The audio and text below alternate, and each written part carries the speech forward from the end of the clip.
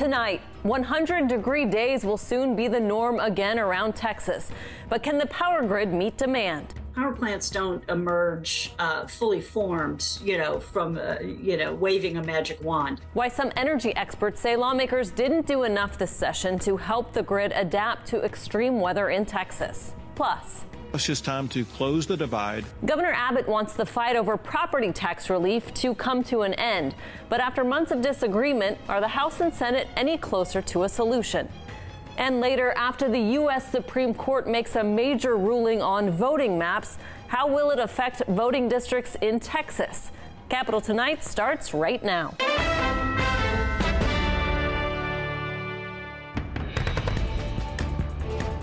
Thanks for joining us here on Capitol Tonight. I'm Karina Kling. Dangerous, excessive, brutal. Those are just some of the alarming words being used by Texas meteorologists to describe the extreme heat expected across the state this week. Parts of North Texas are likely to hit above 100 degrees for the first time this year. Right now, ERCOT says it has enough power for the current demand, and despite the increased strain on the grid, operators say they're confident it can keep up this summer.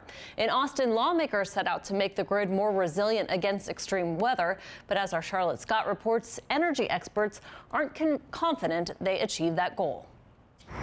Temperatures will soar well above average this week in Texas, and Texans across the state are already feeling the heat. Nothing we can do.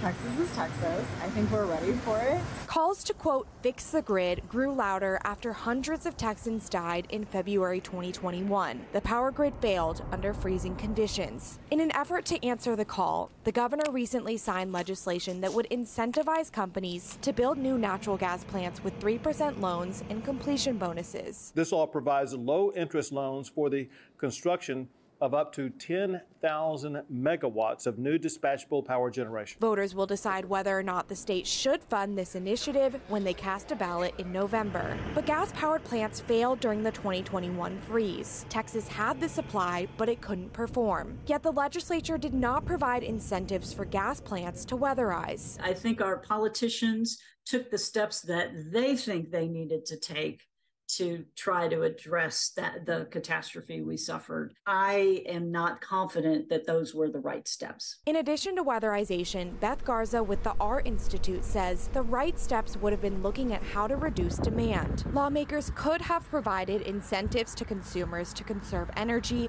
or improve their homes by installing better windows and insulation. I absolutely think that was a major miss during this legislative session. Another bill that Governor Abbott signed creates an allowance for generators to build transmission lines that will connect resources to the grid. But if the to-be-determined allowance doesn't cover the full cost, the generator will have to pick up the tab. So it was really intentionally set up to be discriminatory against renewables. Those are the resources that are building now. Those are the resources that are connecting now. Those are the resources that will be subject to a new paradigm for cost allocation. Michael Jewell, who's worked in the energy space for decades, says this could have an unintended consequence of delaying interconnection. He adds that before this, consumers, not generators, paid for the transmission lines. Both energy experts agree the bills that passed did not make the grid more reliable. For Capitol Tonight, I'm Charlotte Scott. With us now to discuss this further is Doug Lewin. He's an energy expert and the head of Stoic Energy. Doug, good to see you. Thanks for being on. Good to see you as well. You've been critical of what lawmakers did or didn't do. I mean, what do you think was the biggest miss? We kind of heard from some of the experts there, but what do you think was the biggest miss? So completely agree with Beth Garza, who's very smart on this stuff, and I always appreciate what she has to say. She's written and talked a lot about resistance heat. This is something I talk a lot about too. It's just that general thing of if you don't deal with the demand side, right? I mean, it is possible, it's theoretically possible to build enough supply to build our way out of this, but it will be outrageously expensive compared to a balanced mix where they're addressing both supply and demand. And this session was very focused on supply. They did not address the demand side.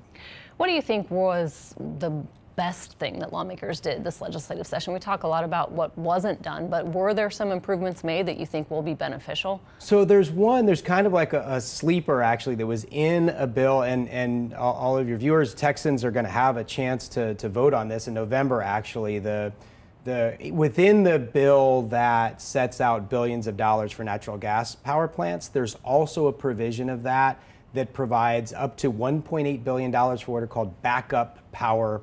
This is like the backup power program, I think is what they call it. And it's basically a mix of systems that are solar storage and gas. They would be at critical facilities like hospitals, nursing homes, police and fire stations. So not only are they reliable and they stay on during an outage, but if there were an outage, that would allow for the rotation of outages. Remember how during Uri, a lot of people never lost power and some were out for 5 days? That would go a long way to deal with that problem. I'm sure a lot of people, especially when they hear the way you explain it, as opposed to some of the terminology, would say, yes, please, let's do that.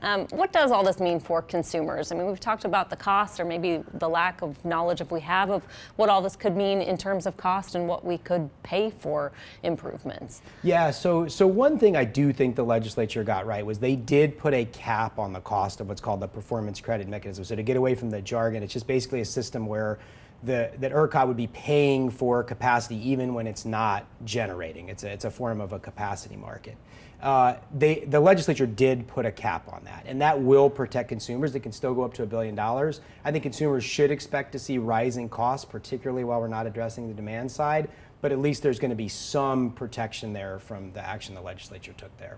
We mentioned the high temps that are expected this week, and I'm sure on through the summer. I mean, what about calls for conserving energy? What do you think we should be expecting in terms of what we might get from ERCOT? You know, I suspect at some point this summer we'll see, you know, a call or two, just because, you know, that there have been the last few summers, and it just sort of stands to reason there probably will be. I think during this next week or 10 days or so where we're seeing extreme heat, we won't. It looks to me like everything's going to be fine there.